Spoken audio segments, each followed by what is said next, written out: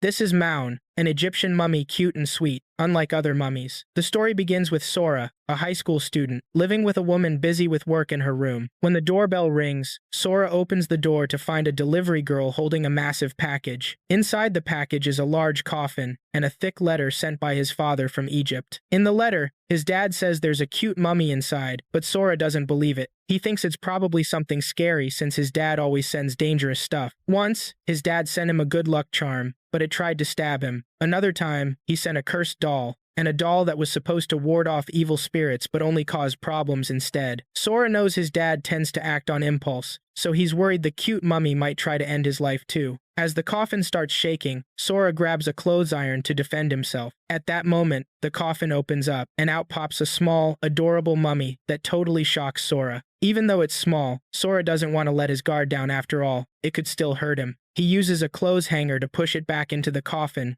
but as soon as he closes it, the mummy starts to cry. Sora begins wiping up the tears from the floor. The mummy wants to help, but Sora doesn't let it move, so it hides, then comes back, and taps on a notebook like it's a door. Sora doesn't feel safe keeping the mummy, so he tells it to go into the coffin, but the mummy refuses. In its own way, the mummy expresses that it wants to stay and help Sora with household chores. Sora explains that due to her tiny size, she probably can't help much, which makes the small mummy tear up, so he allows her to try helping around the house. But, as expected, the work seems impossible for her, and she ends up soaking herself. Sora dries the mummy off with a towel. Now, Sora is worried about what to do with her. He reads his dad's letter, which includes everything he knows about the mummy so far, and some warnings not to remove the bandages. After that, Sora reads a book about mummies, but the mummies described in the book are nothing like this one. When the mummy starts crying again, Sora finally decides to keep her, but if he's going to take care of her, she'll need a name. While Sora is thinking about this, his dog, Buai, comes over and cuddles up to him, and the dog relaxes and starts barking. The mummy sees this and wants a cuddle too, so she starts imitating the dog's barking. Sora is surprised that the mummy can bark. She runs towards Sora and jumps on him. Sora tries to catch the mummy to keep her from falling, but she hides behind his hoodie. Sora puts Buai down to deal with the mummy, but then Buai starts barking from jealousy, so Sora has to hold him. The mummy notices and starts barking again to get Sora's attention, but Buai gets mad and barks at the mummy. The two start barking at each other while Sora tries to calm them down, wondering if they'll ever get along. Suddenly he remembers he needs to give the mummy a name, so he names her Maun. With her new name, Maun is super happy to stay, gets close to Sora, and rubs her cheeks against him to show she's excited. Sora teaches Maun how to drink water, but she struggles and wets herself again. Sora gives her water in a bottle cap, which fits her size. Now Buai comes to Sora with his bowl, asking for food, but Sora worries because he has no idea what to feed Maun. While Buai eats, Maun watches, and Sora tries to find something for her to eat. After cooking, Sora notices Maun eating dog food from Buai's bowl. He stops her, then tries giving her cucumber, but she refuses. However, Maun really enjoys apples and noodles. Sora writes down all the things Maun likes to eat. After Sora steps away for a bit, he comes back to find Maun sleeping peacefully next to Buai. They seem to have become good friends. During school, Sora excitedly tells his friend Tazuki that his dad sent him a tiny mummy and invites him over to meet her. When they get to Sora's house, they see that Maun is completely dried out, which makes Sora panic. But as soon as he gives her water, Maun perks back up. Sora wonders why Maun keeps drying out. Well, that mystery will be solved later. Then Sora introduces Maun to Tazuki. Tazuki wants to touch Maun, but Maun refuses since she doesn't want anyone except Sora to see her. Sora goes to take a shower, and Maun wants to go with him. She goes with him to the shower and swims in the bath. Sora catches Maun after she drinks a ton of bath water, which annoys him. The next day, Sora heads to school with Tazuki, and Tazuki gives him a book. Afterward, Sora returns home to find Maun dried out again, so he gives her some water and she comes back to normal. Then Maun feels hungry and wants to eat, and tries to grab a knife that's way too big for her, but she can't. So Sora makes her a tiny knife, which is really cute, and Maun is thrilled to help out. She starts cutting the veggies that Sora gave her, but when he turns away for a second, Maun almost slips and falls. Sora saves her quickly but gets lightly smacked in the face. Maun feels bad and starts crying. Sora reassures her that it's okay, and after hearing that, Maun goes back to normal and starts rubbing against Sora's finger. Dinner is ready, and Kaid can smell it from her room where she's still working. Later, Sora's copying notes, and Maun tries to help by flipping pages, but without warning, she flashes Tazuki's notebook. So, Sora makes a tiny notebook just for Maun. At that moment, Tazuki shows up. Sora returns Tazuki's notebook and goes to bring snacks. Maun is scared to be alone with Tazuki. When Sora comes back with the snacks, he notices Maun is still scared of Tazuki. When he says the snacks look tasty, Maun thinks he means he'll eat her. Sora leaves Maun with Tazuki for a bit again, and Tazuki wants to touch Maun, so he offers a bite of a snack. But Maun thinks Tazuki is just fattening her up to eat her, so she shakes and starts crying in fear. This just makes Tazuki more curious about touching her. In the end, Tazuki tricks Maun into coming closer and grabs her. He tries to undo her bandages to see what's underneath, but Sora hits him. Sora shows how he can be protective. He can really be scary when needed. There's a point here. What if Maun comes back to life again? The bandages are like her skin. To make up for it, Sora gives Tazuki some dog food. Tazuki uses the food to say sorry. Maun takes the food and starts rubbing against Tazuki's finger to show she forgives him. Now they're friends, though Tazuki feels bad for messing with something so cute. At tea time, Sora tells Tazuki he wants to take Maun to school so she won't dry out. Tazuki thinks Sora is joking, but he's serious. The next day during class, Maun tries to get out of Sora's bag, causing a distraction while he's studying. After class, Sora tells Maun that she's got to act like a stuffed toy at school, and she promises. But when he thinks about putting her on his desk, he sneezes. A girl in their class named Isa notices, finds it cute, and says she's never seen a stuffed toy sneeze before. Sora and Tazuki start to worry about being discovered, so Sora pretends that he sneezed. Isa starts touching Maun, and Sora tells her he'll lend her Maun. Then, quickly, he makes several stuffed dolls similar to Maun. However, by mistake, Isa takes the real Maun. Realizing this, Sora rushes off in search of Asa. During PE class, Asa leaves Maun in her locker. Sora and Tazuki plan to save her. Maun thinks about escaping the locker to look for Sora. She crawls out and through a hole in the wall, entering the air vents. There, she encounters a big rat that starts chasing her. Sora and Tazuki keep searching for Maun during PE. Though they run into a rat, they don't find Maun. Sora needs to finish his race quickly, so he sprints through it and continues looking for Maun. Meanwhile, Maun is still running from the rat. Sora already knows that Isa left Maun in the locker room, so he plans to go there. Suddenly, Maun bursts out of the bushes, still chased by the rat. As Sora grabs Maun, Tazuki catches the rat, telling it not to pretend to be a stuffed animal. At that moment, Sora is just relieved to have found Maun. Later, Isa talks to Sora and tells him she lost the stuffed toy he lent her. But this time, Sora gives her a real stuffed toy, and she's happy to have it. The next morning, we finally meet the woman who lives with Sora. She leaves while Sora is outside taking out the trash, and is surprised to see a lunchbox full of dog food. When Sora comes back, she starts to question why there's dog food in her container, and gets a little upset. Sora comforts her with a pat, and reassures her that the dog food is for Maun. Then he introduces Maun to her, and we learn she's Sora's aunt. Sora's aunt isn't surprised a tiny mummy is living with them now, but when Sora talks about the big coffin Maun came in, she gets really excited. She hugs the coffin happily, saying she's always wanted one. Now Sora is late for school, so he heads out with Maun, but collapses from a cold and has to stay home, locked in his room to avoid getting others sick. He calls his aunt for some water, but because of the fever he can't open the door. His aunt enters through the window wearing a gas mask for protection, while Maun wears a bandage on her face as a mask. But they get kicked out by Sora, who's a little delirious. Sora's aunt keeps Maun close to Buai and tells him to stay there while she needs to cook. She gives Buai Sora's handkerchief to keep Maun warm, but Maun starts missing Sora and hides his face to cry. Meanwhile, Sora is burning up from his fever and leaves his room to get changed. He hears Kaid yelling and rushes to her, where she shows him Maun, who has dried out again.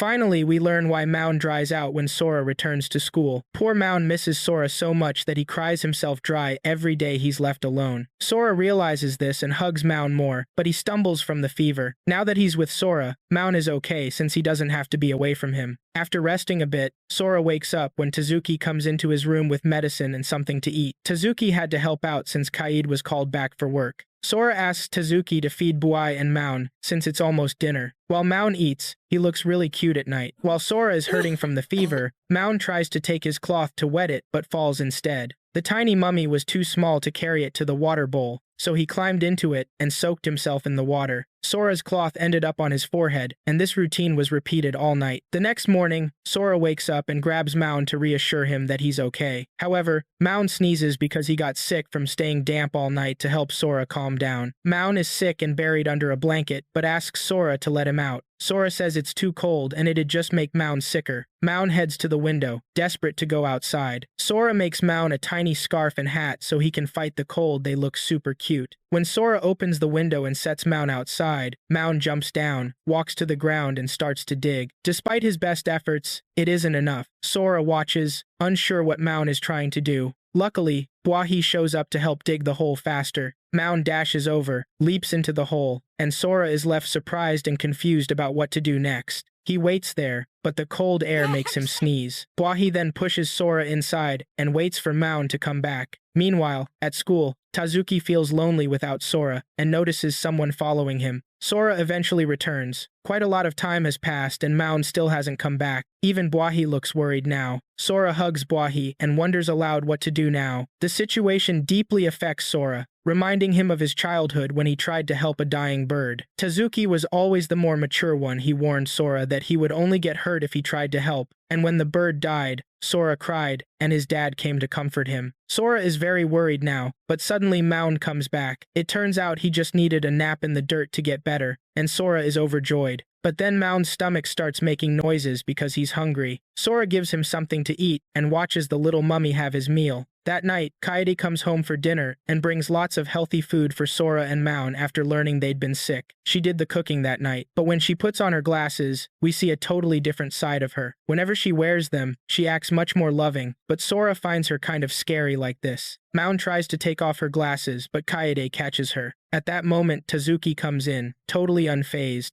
just takes off her glasses and starts joking around. Later, everyone has a nice dinner together, and Mound happily enjoys his favorite macaroons. As Tazuki is about to leave, Sora thanks him for looking after him when he was sick. Tazuki replies, "You're like family to me," showing how close their friendship island. At night, Sora writes about the little mummy in his notebook while Mound sleeps, curled up in a blanket and looking adorable. As Tazuki heads home, he senses someone following him. He stops and asks the person to show themselves. It turns out to be a small Oni. Unexpectedly, Tazuki starts imagining himself with the Oni when it grows up. The scenes are pretty funny as the huge buff Oni stands next to regular old Tazuki. The contrast is hilarious to him. He tries to walk away, but the Oni keeps following him. Tazuki tells it to go away and points it towards Sora's house if it's cold, giving clear directions. The Oni nods like it understands and Tazuki leaves. When Tazuki gets home, he goes straight to his room. As soon as he opens his bedroom door, he sees the poor Oni shivering outside his window. He asks why it's there when he told it to go to Sora's house, closes the curtains and says, "I'm not letting you in, go somewhere else." After taking a shower, his sister comes in asking for help with her homework. When he's helped her, he checks if the Oni is still outside. When he sees it is, he decides to let it in.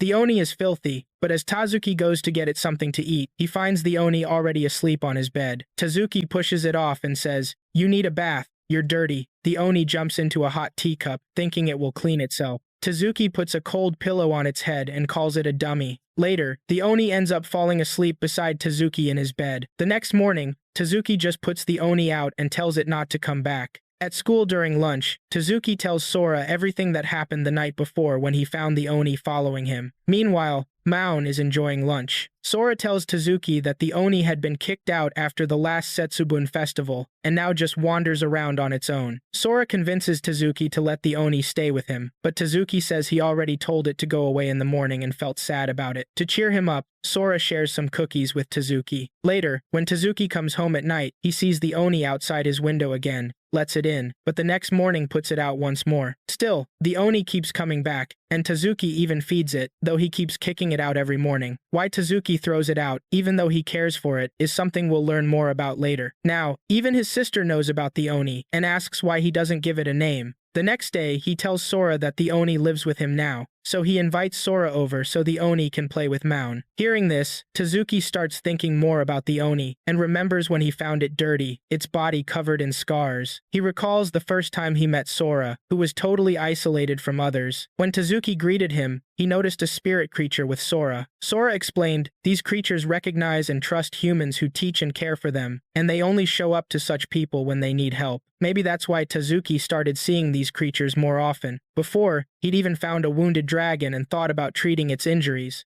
Now the Oni is the one living with him. When Tazuki gets home, the Oni seems moody, kind of jealous he finds Tazuki's doll, like he'd been waiting for Tazuki to notice. Tazuki lets the Oni take the doll, but the Oni just throws it aside and is relieved he's the only one for Tazuki. The next day, Tazuki takes the Oni over to Sora's house, so it can play with Maun. It's their first ever playdate. At first, the Oni is scared of Maun, running away when Maun tries to approach. But soon they start playing tag, with even Bwahi joining in, and now they all get along much better together. Maun has a new friend and spends time with the Oni. Sora asks Tazuki what name he's going to give the little Oni, since it should have a proper name if he's going to take care of it. After a few tries at giving it Japanese family names, Tazuki decides to name the Oni Koni. When he hears his name is Koni, the Oni gives Tazuki a thumbs up to show he likes it. To celebrate their new friendship, they decide to make sushi rolls. Maun is really good at it since he's helped before, but Koni needs a little help. After a few attempts, Koni finally makes his best roll and offers it to Tazuki for his approval, then puts it right in Tazuki's mouth. In the end, Tazuki and Sora make sushi rolls in the shape of the Oni and Maun. The Oni tries one and gives another thumbs up to show he likes it, while Maun tears up with joy and Sora comforts him. When Tazuki goes to his room, he finds the Oni sleeping with the Maun doll it threw away yesterday. It looks like the Oni misses his new friend Maun, and looks adorable while sleeping. Suddenly, the Oni wakes up and Tazuki tells him it's bath time. The Oni pretends to be asleep and starts snoring. Tazuki asks him to stop, but the Oni makes even louder, more annoying snores. But when Tazuki calls him by his name, Koni, he immediately wakes up and starts kicking Tazuki's fingers. Tazuki realizes Koni just wanted to be called by name, so he jokes around a bit, and Koni kicks him back. Next day in class, Maun is looking at a picture book and suddenly tumbles out from inside the desk. Sora tells him to stay inside so no one notices. Suddenly, Sora sees a lizard on Tazuki's desk and wonders what it's doing there. Tazuki picks the lizard up and says it isn't real. It turns out one of their classmates snuck it in, hoping Tazuki would be surprised by Maun's interest in it. During break, Sora takes the fake reptile toy from their classmate. Maun is delighted, playing with the lizard and even wrapping it in bandages. He runs excitedly over to show Sora, but Sora points out that the bandage is coming off the lizard's tail and tries to fix it but has some trouble. Sora reassures Maun, saying, "It's fine. He just needs more practice." Meanwhile, their classmate plans another prank but bumps into a girl. The fake lizard falls out of his hands and lands in front of Isa, frightening her and making her run away. On the way home from school, her friend asks why she got so scared of the lizard toy, and Isa says she just doesn't like lizards, even if they're fake. Now we see Sora just getting home with Maun but can't find his dog anywhere. He checks his aunt's room to see if Bwahi is there, and suddenly hears a sound coming from a box. When he opens it, he finds Kaito sleeping quietly inside the box with Bwahi. Later, Sora tells Maun he'll go shopping for dinner, telling him what time he'll be back using the clock. He asks Maun if he can stay home without crying while he's out shopping, and in return promises to read him 2 stories before bed that night. Maun imagines this and agrees happily. Maun waves goodbye, and Sora heads out thinking he'll be back soon. The scene shifts to Isa, who arrives home and discovers a note from her mother saying she went shopping. Isa goes to her room, and as she enters, she sees a small dragon standing there. She freezes in place as the dragon flies and hides under her blanket, moving nervously because the girl is standing there. Suddenly, Isa snaps out of it, realizes it's a lizard, gets scared, and starts crying because she's afraid of lizards. The dragon offers her a toy to calm her down, but she runs away and might even trip on the stairs. The dragon flies to check on her, but Isa gets even more frightened and rushes to tell her mom, only to quickly remember her mom isn't home. When she sees the dragon following her, she starts throwing things at it, including a big table. She thinks it's gone, but when she sees it standing next to her, she gets even more terrified and screams. We return to Sora, who checks the time while walking back from the store, hoping Moon is okay being alone. Suddenly, he hears noise coming from a house and starts wondering what's happening inside. Then, Isa runs out scared and hits him, too frightened to speak properly. Sora tells her to take a deep breath and explain. She tells him about the lizard and asks him to catch it. Sora enters her house and is surprised to see everything messy.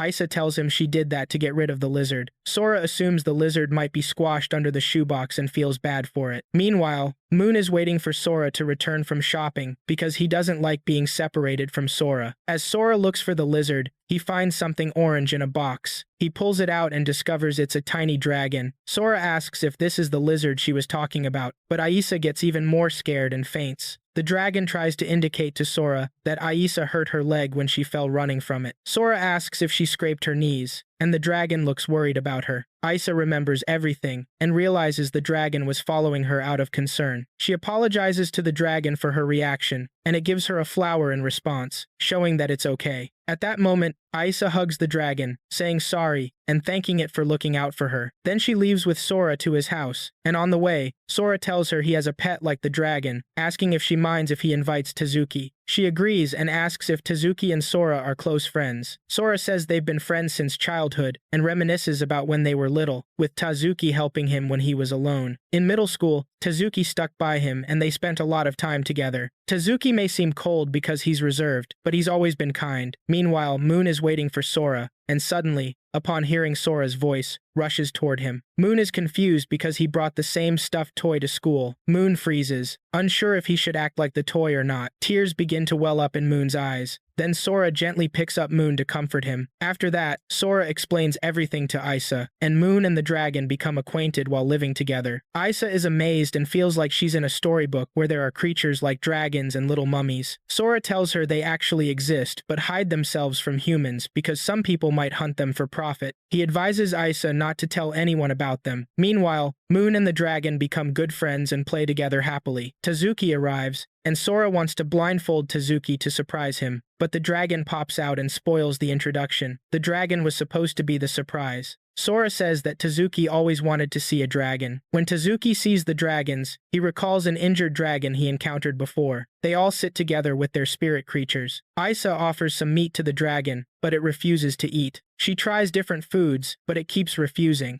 Isa wonders what she could give it, since it won't eat anything. Moon then tries to give the dragon some dog food. Upon hearing the commotion, Sora's aunt comes out of a box and is surprised to see Sora brought a girl, instead of being confused by the new creatures. In the end, they finally figure out what the dragon can eat, and now it's time to name the dragon, with Isa deciding to call it Isa. The next day in class, while talking with her classmates, Isa almost mentions her spirit creature, Isa. Suddenly, she remembers Sora's advice not to tell anyone, and Sora and Tazuki feel relieved she didn't reveal anything. Later, Tazuki brings up her near mistake of almost exposing her dragon, and Isa apologizes. Tazuki says she can talk to them about Isa anytime. She gets really happy and shares all the cute moments she's had with Isa. Then Sora suggests she can join them at lunch, so they can talk more about their spirit creatures. At home, Sora tells his aunt that Isa and Tazuki will be coming over on Sunday, so their spirit creatures can have fun together. Suddenly, Moon starts acting weird while lying on the table. It turns out his back was itchy, so Sora scratches it for him. His aunt tells him that Moon is more like a younger brother than a creature Sora should be looking after. Then Sora starts to talk about how he moved to clean the place and left Moon alone. Moon climbed up on the desk to answer a call, but Sora intervened just in time and apologized to the caller. The next day, while Sora was cleaning the bathroom, Moon came in, slipped on the cleaning product, and crashed into the wall, making Moon look sad. It's Sunday, and the tiny dragon hugs its friends when it meets them, super happy while Sora, Tazuki, and Isa talk. The dragon starts flying with Moon and Coney on its back. Tazuki is amazed to see the little dragon flying, and then Isa tells them she wants to show them something. It's a note written by the dragon. They're surprised the dragon has learned to write and realize the dragon is very smart. Tazuki thinks about teaching it English letters. Sora doubts the dragon can do it, but Tazuki starts teaching the dragon the alphabet. When the dragon writes its name in colors on paper, Tazuki is amazed by how quickly the dragon learns. They look at their spirit creatures and see the dragon teaching others. Then the little mummy hands Sora a note, and as he takes it, his face turns serious and sad, as if there's something big inside. But when he opens it, Sora's face lights up happily. It just says, "We'll always be together." Isa remembers her own experience with Isa when it gave her a message for the first time, writing, "Thank you for everything," which amazed her. Sora realizes why she was told to open the note carefully. They look at Coney, who's writing something for Tazuki, and Tazuki guesses Coney is writing down some food order. So the joke is that his spirit creature isn't very smart. Coney then approaches Tazuki with the note. Tazuki thinks it's a food request, but it turns out Coney actually wrote, "What do you think?" Tazuki replies, "I don't know," in a joking way. teasing Koni again. So Koni starts kicking him. Isa watches. A bit worried Koni will get hurt, but Sora tells her not to worry, that's just how Tazuki shows affection. After lunch, Isa helps Sora wash the dishes, but they run out of soap. He tells her to get a new bottle from the lower cabinet, and when she opens it, she finds a hidden message from the dragon. They realize their spirit creatures might have hidden these messages all around the house. Also, Tazuki had earlier found a note from Koni. They decide to go searching for more messages. Isa finds a hidden room, but Sora stops her from opening it because he stored dangerous things there, like a doll his father sent him. They continue searching in other spots, and manage to collect a lot of messages. Now, Koni discovers a mandrake in the garden, pulling it from the ground, causing a loud shriek. Sora rushes over and tapes the mandrake's mouth shut to silence it. Isa asks why he keeps it, and Sora tells her his dad gifted it to him long ago. Its scream can be deadly and could destroy an entire city, but his aunt uses it as an alarm clock at her own risk. Suddenly, the mandrake rolls quickly toward the wall and escapes. They start searching for it, while Sora sees it jump into the river. They run to the river to catch it. Koni tries to help by jumping in, but it doesn't work. Then Moon tries too, but ends up in the mud. Just as the mandrake is about to get away, the little dragon flies in and catches it, bringing it back. Everyone praises Isa for the help, but Moon looks down and hides in Sora's hoodie. Afterward, Sora puts the mandrake back in the garden, and everyone feels relieved. While Sora's watching all the creatures, Moon appears a little sad. Sora covers Koni with a blanket, who got cold after falling in the river, and wipes Koni's runny nose. Sora sees Moon taking care of Koni, and realizes what his aunt meant. Moon is the type who cares about others, not about being cared for. This thought has been bothering Moon all along, because he wants to look after others more. Sora smiles in understanding. While Moon is confused by the smile, he receives a gentle touch. That evening, the little mummy waves goodbye after a fun time with its friends, and then they all start waving both hands so fast that Koni falls over while doing so. Later, during their bath, Sora smiles when he sees "Always Together" written on the mirror by Moon, as Moon floats happily in the tub. Then we move to Isa's room. She thinks about taking a bath but feels tired. The dragon waits, wondering when she'll decide, and in the end, bathes alone because Isa is taking too long. When Isa finally suggests bathing together, she finds the dragon already finished. As Koni nearly falls into the hot water, Tazuki saves him and ends up getting soaked too.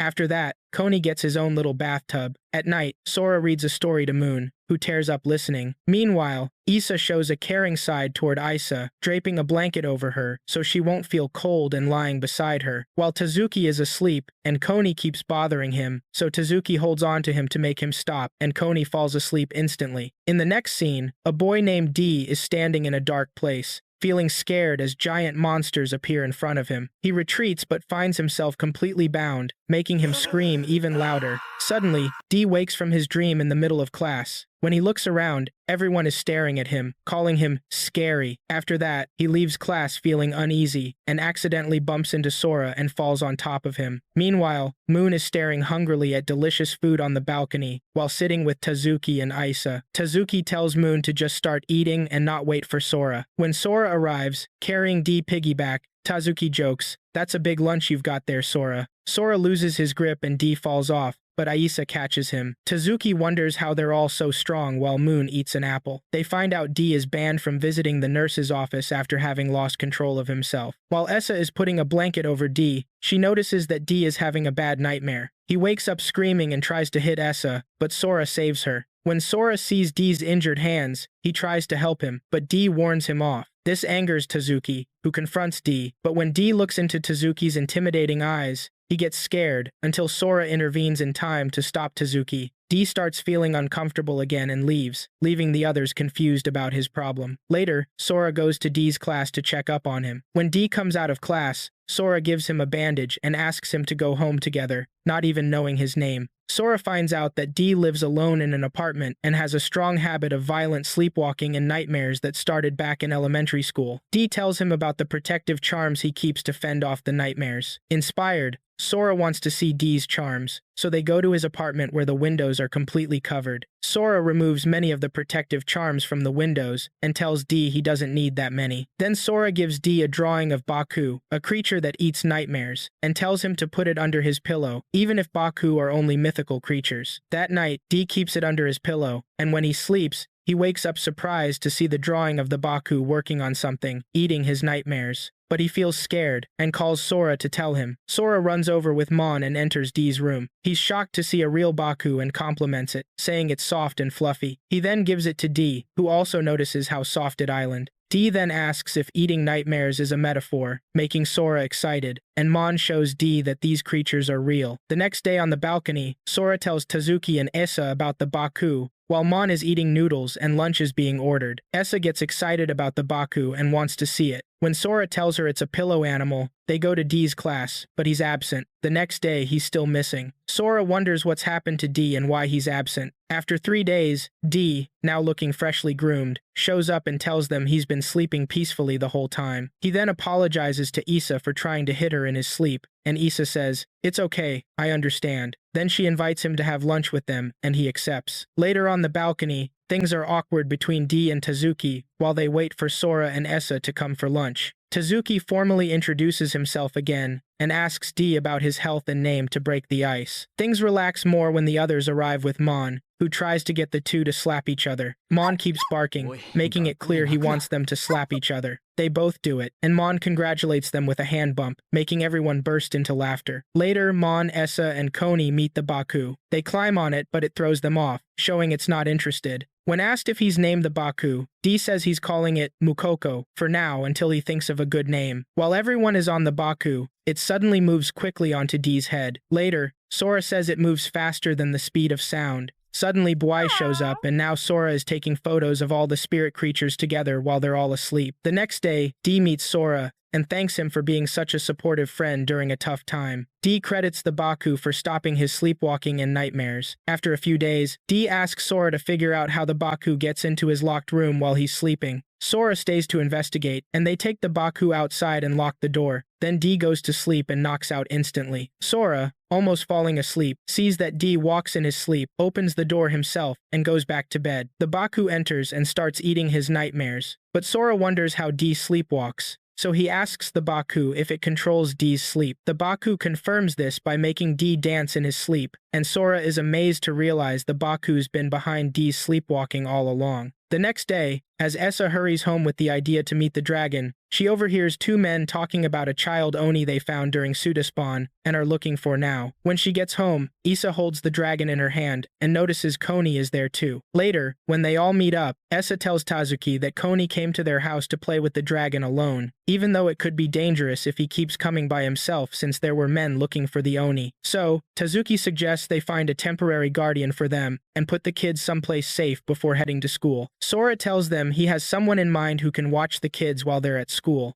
And meanwhile, Oni is playing the crown game with Baku and the dragon, who stuck herself to D's face, causing him to fall along with Monday. The next morning, they arrive at the place Sora arranged and thank a talking statue for accepting their request. Issa and D are amazed the statue can talk, and Sora introduces the statue as Grandpa, who lives at the temple. Issa asks Tazuki if he knows the statue, and he confirms. The statue reveals that Sora and Tazuki helped wash his back and did other chores. Tazuki quickly shushes the statue out of embarrassment. D starts talking to the statue, and suddenly Baku appears from behind and scares him. Then Koni hits Grandpa on the head and gets scolded. As they were about to leave their spirit creatures at the temple, someone appears behind Sora and grabs him, scaring everyone. As he's pulled into the temple, they all rush to the door, and, when they open it, they find Sora relaxing peacefully with a cup of tea. Sora tells them she's the lady of this place. While they thank her, Tazuki and Kana join them, and now everyone's enjoying tea together.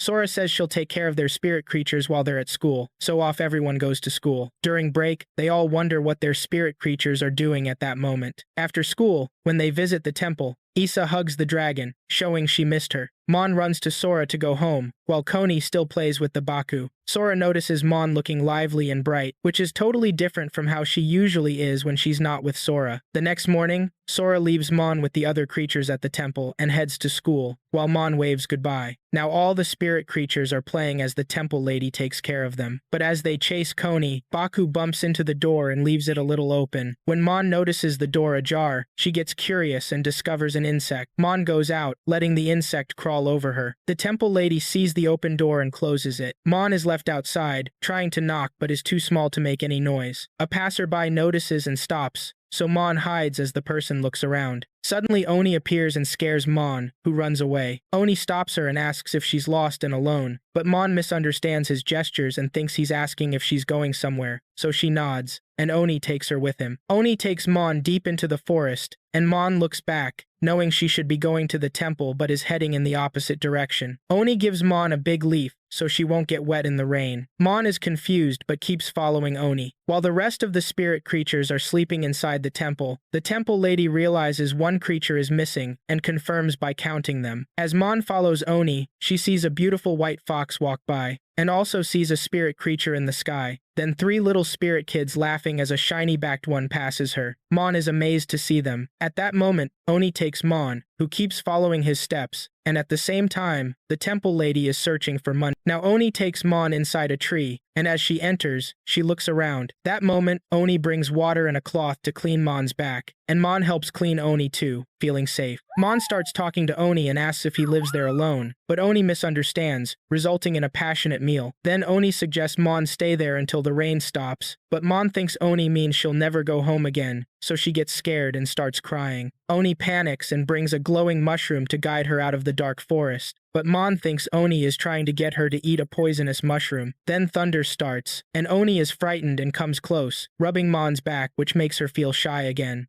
Mon looks outside and starts to tell him something, and finally, Oni realizes Mon might not be lost, she just wants to return to the temple. Seeing Mon sad, he tells her he'll take her back, and Mon feels happy that he understood what she needed. Mon and Oni go outside and see a beautiful rainbow, while the temple lady is still looking for Mon, and the talking statue is also sad they haven't found her. Just when hope is almost lost, the lady suddenly senses Mon's presence. Mon is running toward her, and when she jumps, the lady catches her and feels overjoyed to have her back. Then Mon says goodbye to her new friend and leaves Oni. After school, when Sora comes to get Mon, the temple lady tells her everything. Sora then tells Mon not to go out alone again, and asks if she thanked Oni for bringing her back. Mon shakes her head no. That night, the white fox tells Oni that something is waiting for him near the temple. Oni goes to the temple and finds a note from Mon underneath. While Mon is awake, wondering if Oni got her message, Sora comforts her. Maybe someone else told Oni who it's from by now. Sure enough, the message is on Oni's wall with Mon's thanks, and he smiles. In the next scene, we see Tazuki drying his hair with a towel after a shower. His sister comes in and asks if that dumb pig was with him, and Tazuki asks what happened. She tells him that Koni ate her cake again. As Koni sleeps without a care, Tazuki's sister tells him that Sora made the cake, and she starts crying, saying she was planning to eat it after school. Tazuki wipes her tears and says he'll ask Sora to make more for her, but she says, "I can forgive Koni once or twice, but this is the 9th time," which shocks Tazuki while Koni keeps sleeping. Later that night, Tazuki tries to explain to Kuni that what he did was wrong, but Kuni doesn't want to listen, which makes Tazuki angry. He tells Kuni to leave his house because he's always causing trouble. Kuni starts remembering times when people threw stones at him, which made him feel lonely, and now he feels the same way, but pretends not to care, and goes to sleep. The next morning, Tazuki wakes up and realizes Kuni isn't at home. We move to break time at school. At school, everyone's talking about their spirit creatures. D says that Mon always writes always together on the apples. D asks if it isn't a bit creepy, how Mon keeps writing always together like that.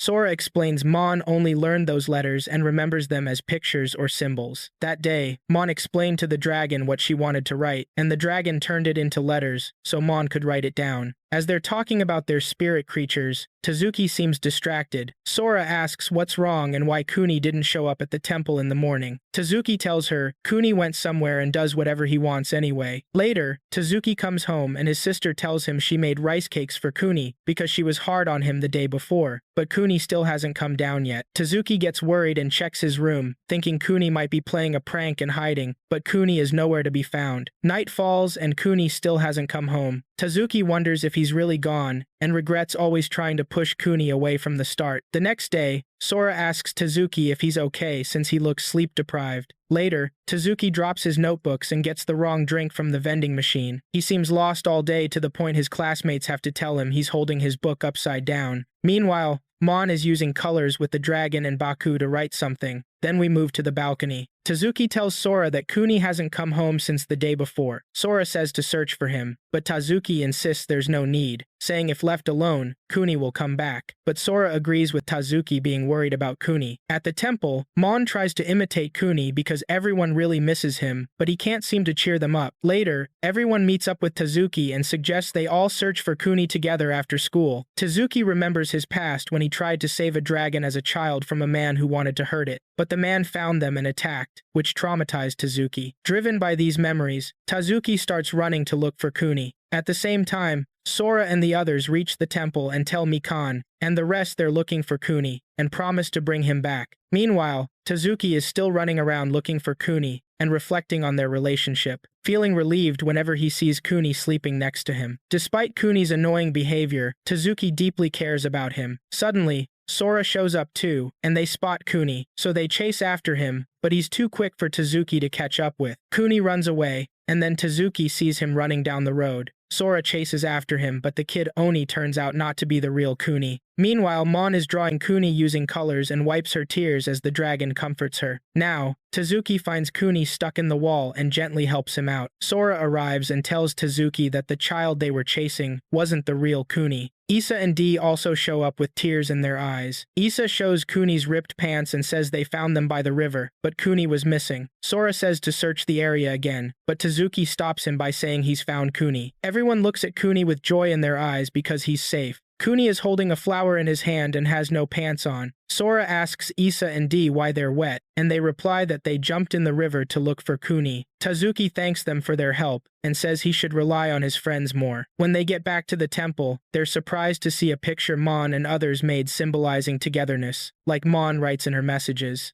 On the way home, eating other people's meals without asking is bad and makes his sister sad. Tazuki also shares his past experience of trying to save a dragon and the trauma he suffered, which made him hesitant to get a pet, afraid he wouldn't be able to save them someday. But now he realizes he can't live without Kuni, so he wants to live happily with him and promises he'll always help him. Meanwhile, Kuni remembers all the times he was pelted with stones and also remembers seeing a girl holding hands with her mother. He wanted that same gentle connection and starts to tear up. Tazuki reaches out his hand to give Kuni the affectionate connection he's always wanted. When they get home, Sora finds a letter from his aunt with a box. The letter explains she's away for work, and the box was sent from his father. Suddenly, the box starts shaking, making Sora and Mon worry as if his father sent something dangerous again. At that moment, the doorbell rings. It's Tazuki and Kuni at the door. Instead of opening it, Sora tells Tazuki over the phone to come back later because he's busy. But Tazuki goes to Sora's backyard and asks him to open up, saying Sora always keeps him out when his dad sends something. Sora lets Tazuki in, but the strange box still makes them cautious, so Sora and Kuni get their weapons ready to protect themselves. While Sora insists Tazuki take the kids outside since it isn't safe inside, Sora opens the box himself, and a black mist pours out. The creature's eyes glow from the mist as it wonders why Sora is ready to attack. As the mist clears, they see it's a talking Anubis statue. Sora asks if it's not going to attack them, and Anubis replies that Sora looked hostile. Anubis talks a lot and reveals Sora's dad had trouble picking a gift because Sora used to be afraid of things like creepy dolls. This time, his dad wanted to send something Sora might actually like. Through this revelation, Sora realizes how much his dad cares about him. Then Anubis notices the little mummy and asks Sora about it. Sora introduces Mon to him, and Mon trembles because he's afraid of Anubis. Anubis says Mon can't be a mummy because the mummies he's seen before were totally shriveled up. Next thing, Sora's surprised when Anubis puts Mon in his mouth to check if he's really a mummy. Anubis assures, "Don't worry, playing gently is what I'm known for." Mon struggles at first, but then starts enjoying it. Anubis finally lets Mon go, but Sora still isn't sure about Mon's identity as a mummy. Sora says Mon isn't a typical mummy, to which Anubis replies, "I'm not typical either. I can predict the future." Anubis continues, "Tonight there will be rain, but you could already tell by looking." He then checks the ingredients and says, "We're having curry for dinner tonight." They realize his so-called future prediction is just a trick. Now, while Sora sees Mon happily playing on Anubis's back, he says Mon already made a friend out of Anubis. Just then, Tazuki looks in the box and tells Sora there's a letter and something else at the bottom. Sora stops Tazuki from touching it, worried it might be dangerous. Anubis says it's sand from Egypt sent by Sora's father. so Sora puts on gloves and gently pours the sand into a container, afraid there might be a venomous scorpion, but it turns out to be regular sand. Mon seems happy to see it since it's sand from her home, Egypt, while Kuni starts knocking over the container and causing confusion for everyone. Mon wants to play with the sand, so Sora puts Mon in some of the sand, which kicks up dust in Sora's face. Watching the cute mummy have fun in the sand makes Sora really happy. Later, Issa and Dee arrive at Sora's house, and Sora says, "I want you to meet a new friend."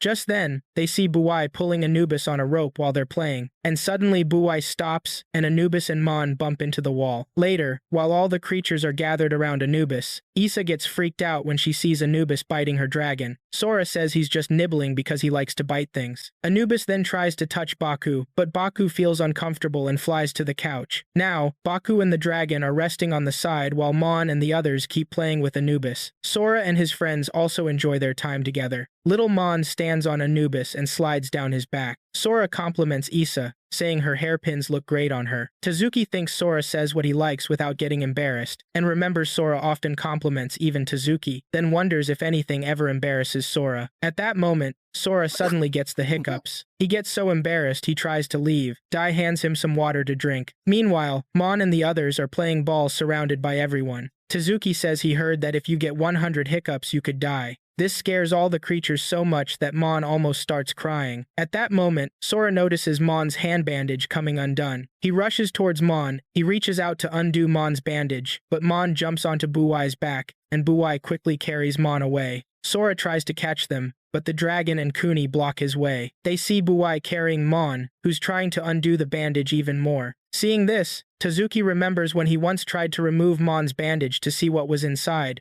but now Mon is doing it himself. Tazuki sees this as a perfect chance to finally find out what's under it. Tazuki stops Sora from getting to Mon by grabbing him from behind. Issa notices and rushes behind Mon to stop him, but unfortunately loosens Mon's bandage even more. Sora asks Tazuki to let go, but Tazuki is shocked by a bright light in the room, and Sora manages to break free and yells so loudly that Mon and Buai stop running. Sora tells Mon not to remove the bandage because something might happen, remembering his father's letter about not doing that. Mon nods sadly with teary eyes, jumps off Buai, and runs to Sora. Issa asks why Mon wanted to take off the bandage, but suddenly all the spirit creatures start hiccuping non-stop. Issa figures out and asks if what they did was to stop Sora's hiccups, and all the creatures nod. Tazuki says dying after 100 hiccups is just a superstition. Mon runs to Sora with teary eyes, feeling relieved after hearing that. Sora starts rewrapping Moon's bandages, and at that moment, Essa says they have to leave now because it's getting late. Sora picks up Moon, now fully wrapped, and says it's time to say goodbye to everyone on their way home. Essa mentions that all the creatures are spirits except for Buai, who's just a normal dog. But Sora insists Buai isn't an ordinary dog, he can live 100 years, and he's already 50. The next day, one of Sora's classmates shows everyone a picture of a unique-looking dog. The dog was bleeding and found near the mountains, but it quickly disappeared, and then the scene shifts to the balcony. Tazuki and Sora realize it was probably a spirit creature, but they stay quiet. Later, everyone gathers at the table and decides they should go look for the spirit creature in case it's hurt. At night,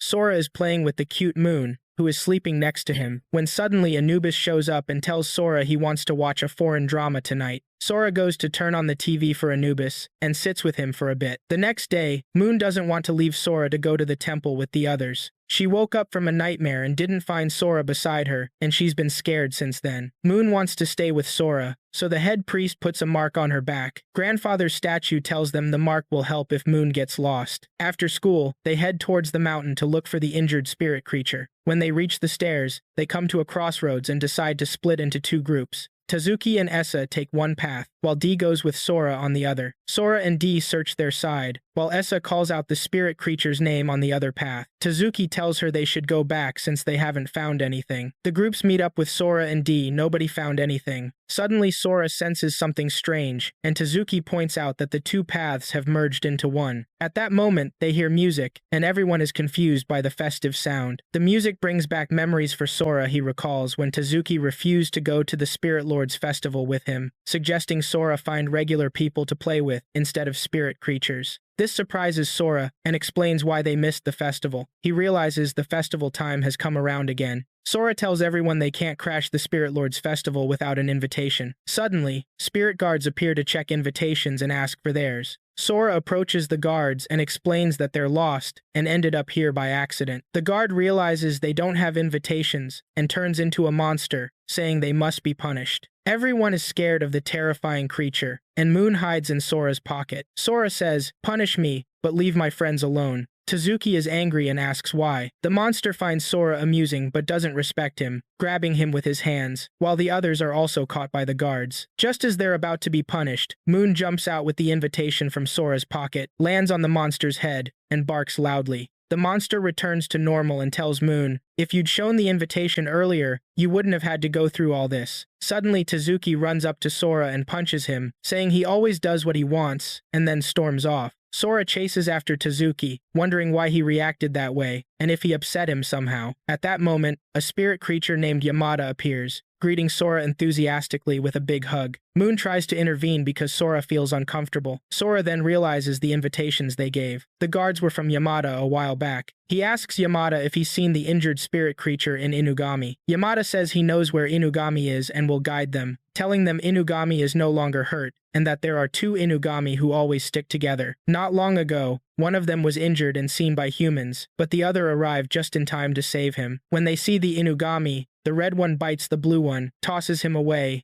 and runs off, while the blue Inugami flees in another direction. Seeing this, Sora and Tezuki reflect on their own fight and decide to handle the situation. The blue Inugami sits next to Sora, crying, and Little Moon goes to comfort him by patting his head. Sora asks if he's crying because he hurt his friend, and Inugami nods. Sora tells him he hurt his own friend too, but now he knows he should make things right. On the other side, Tezuki chases after the other Inugami, seeing the creature kick a tree out of anger and pain. Tezuki stops him and tells him that hurting himself won't solve anything. He admits that sometimes they feel the same way when they're hurting, and tears fall from Inugami's eyes. At that moment, his friend arrives and jumps on him, and both Inugami are happy together. Sora and Tezuki smile at them too. Then, a man pays for his invitation and enters, and the guards notice the blood on it, realizing he's a collector. Meanwhile, Sora asks Tezuki why he refused to go to the festival back then, and warns him not to get involved with these creatures. Tezuki finally admits that he once tried to save a dragon from a collector and put his own life at risk. He was afraid that if Sora got into a similar danger, he couldn't bear the pain of losing his friend. Hearing this, Sora's eyes fill with tears. Suddenly, the drums start, and all the spirit creatures move toward that direction as the festival begins. Tezuki tells Sora to hold on to his shirt so he doesn't get lost in the crowd, reassuring him that he'll never leave him alone.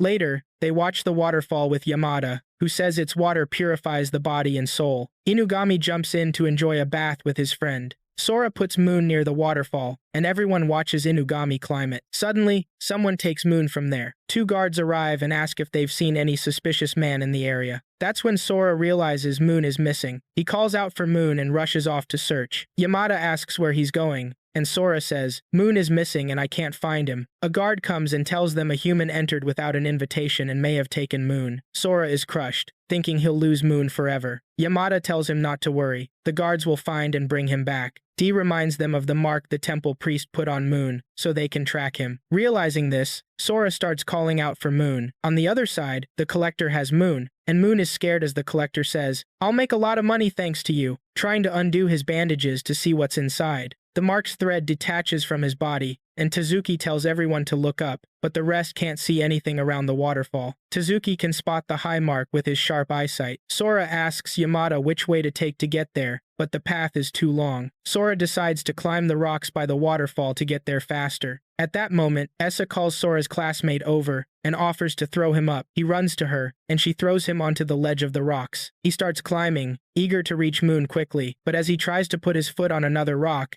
he slips and starts to fall. Everyone is shocked to see this, but Inugami arrives just in time and saves Sora from falling. They start climbing together to help Sora reach the top. When they get there, they spot Moon's mark, and the collector unties the thread to take it off. When it breaks, Moon tries to escape, but the collector catches him. Just then, Sora appears and demands he return. Moon groans from pain because of his injury, but the collector silences him by pressing down. Sora leaps at the collector and tries to take Moon from him, but the collector pushes Sora back and says this creature will make him a fortune. Sora yells, "Give me back Moon! He's my family, not something for sale." Suddenly, the Spirit King's voice booms. "Foolish human, face the punishment for your crimes." Roots burst from the ground, holding the collector tight. A black cloud appears, and lightning strikes Moon, who flies and lands safely in Sora's hands, while the collector gets electrocuted and ends up unconscious on the ground. Sora hugs Moon, relieved to have him back. The collector is now captured and begs to be released. Some spirit creatures approach with gifts, and Yamada tells Sora the gifts are for him because he's the hero who caught the thief. Moon also gets a gift he loves. Afterwards, Sora gives a present to the temple priest. When she returns, she blushes while Sora thanks her for Moon's mark. Then Essa sees Connie hitting Tazuki, who wants to play more. Sora suggests that they come over to his house. Kaede welcomes everyone inside. Dee looks at her in shock and says, "You look like a model." "I'm a fan." Sora confirms she actually is a model, and excitedly takes her hand, saying, "I'm a big fan now." When Anubis sees the gift box, he asks about it. Sora tells him it's a festival gift. The rest of the creatures drag Sora away, as he starts to complain about not being taken to the festival. He quickly realizes that the others look sad because they couldn't go, so they start pretending to be mad. Connie jumps in to hit Tazuki but fails. Dee tells Baku he didn't mean it, but Baku jumps up to smack him. Asa comes over to hug, but there is no response. Sora examines the box and tells them there's a legend that big boxes might hold dangerous things. Everyone's on edge and confused, and Sora opens the box reluctantly. Next, we find out the box contains festival costumes. Everyone puts on kimonos. Tazuki says no one would have guessed the box held all this stuff. Kaede asks where she got the costumes, and it turns out she had them from work. All the creatures show off their outfits, amazed at how cute they all look. For fun, Dee ties a string to Baku, who dashes off and grabs a cloth, but it flies away from Dee's hand because it was a magic cloth. Then Tazuki is ready to play the Ramune shooting game, but the target starts moving. Just as he's about to shoot, Connie jumps in to go first, but she misses and starts hitting Tazuki. Moon tries to shoot, but he hits himself instead of the target. Now, Tazuki fires at the targets and nails every shot, scoring an unexpected win. Everyone starts laughing, seeing Connie wearing a mask that looks strange and funny. Then the dragon tries to get a balloon using bait. He tries to grab the orange balloon, and Essa helps, but they end up pulling in every balloon tied to it. Issa shouts, "Great job, dragon!" Anubis asks Sora to put one in his mouth, but when he tries to bite it, it pops. Sora starts laughing, and Tazuki throws a towel over Anubis's head. They sit together in a corner and watch the others have fun. Moon comes over to Sora, who feels at ease and enjoys the moment. He tells everyone, "I always want to be together like this. Let's go on vacation together during summer break." Dee excitedly says, "How about going to the beach?" But Anubis wants to go camping in the mountains. All the spirit creatures seem excited to go. Tazuki looks at Sora and says, "We'll be together forever." The next morning, Moon wakes up as Sora calls him for breakfast. Both pray before eating. Little Moon starts eating but spills water on himself. Seeing him struggle, Sora cleans him up, saying, "Are you okay, Moon?" Next, Sora helps hang up the laundry to dry, then helps clean the dirt off the futons. The story ends here. Hope you enjoyed it. Don't forget to like the video if it brought a smile to your face. Which spirit creature did you like the most?